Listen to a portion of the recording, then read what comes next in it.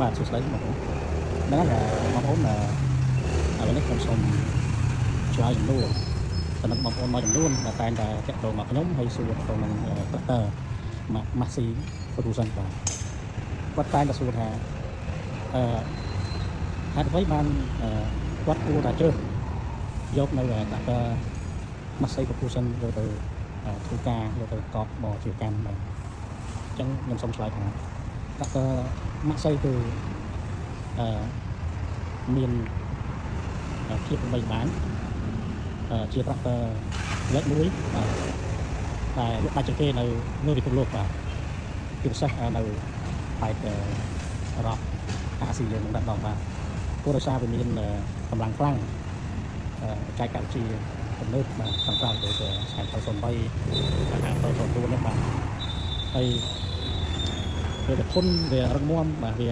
សំចៃបាទសំខាន់ក្រែងក៏ដូចជាសំចៃការរបស់បងប្អូនបាទរកចំណូលបានច្រើនទៅគ្រួសារហ្នឹងបាទខ្ញុំសូមថ្លែងថាប៉ុណ្ណឹងបាទសូមអរគុណ